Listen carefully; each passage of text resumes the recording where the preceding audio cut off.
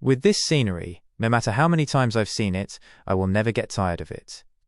Don't you think so too, Sora? As Anna turned back, she saw various paintings, each one so lifelike it looked real. Soraya, your paintings. Soraya, who was immersed in her work, finally responded. What about my paintings? I heard Soraya's painting style suddenly changed. Is that true? Your Highness. Soraya, the shape of your magic. It's not the same as before. Did your ability evolve like Anna? Evolve? Another one? Look, these are all painted by Soraya. Oh, it's so thick, almost 3 centimeters. Did she ever layer the paint this thick before? No. The paint in the sky is so soft, it's almost like it doesn't have a texture, and the castle walls in the painting feel grainy to the touch. It looks like after her magic brush evolved, not only are her paintings lifelike in color and shape, but they also have realistic texture. Wow, this tree bark painting on the table is so thick, it's almost 10 centimeters high. I can actually paint it thicker, but the magic consumption would also increase. I originally wanted to draw the tree near the wall, but after just painting one branch, half my magic power was gone. That was painted too? I honestly thought it was actual tree bark. This thing seems embedded into the table. I can't get it off with a dagger. Let me try. Look, it came off. Incredible, incredible. Soraya, how did you think of increasing the thickness of your paintings? I think it might be because I saw a kind of scenery I had never seen before when I was on the hot air balloon. When I looked down at the ground from the air, I realized my paintings before. The ones you said were comparable to realistic scenery. The photorealistic paintings weren't realistic at all.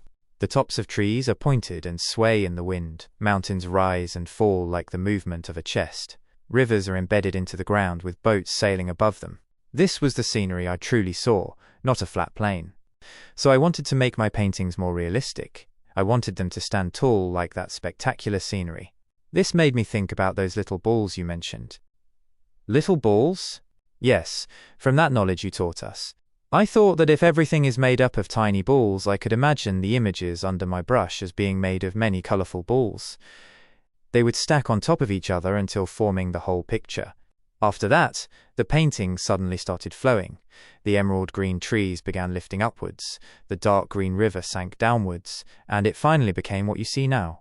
But compared to Anna's black fire, my evolved ability seems only useful for making my paintings more vivid and nothing else. No, it is useful. In my eyes, this is not just a painting. I have a bold idea in mind. It has something to do with your bathing problems. Bathing? According to my analysis, rather than saying what Soraya created is paint, it's more suitable to call it a coating created by magic. If it's able to pass material testing, then I could use it for building water pipes. Water pipes? Your Highness, what are those used for? This is one of my plans for Border Town's 3 Connections project. As long as there's a water pipe connected to your rooms, you won't need to carry water around for baths. For example, if we use an iron pipe as the mold, wrap it in paper, then have Soraya cover it with her coating. Once the coating is removed from the mold, it will become a pipe. Like that? I don't know if I can. As soon as he mentions it, he's full of energy again. Oh right, Anna, the thing I had you build before. Oh.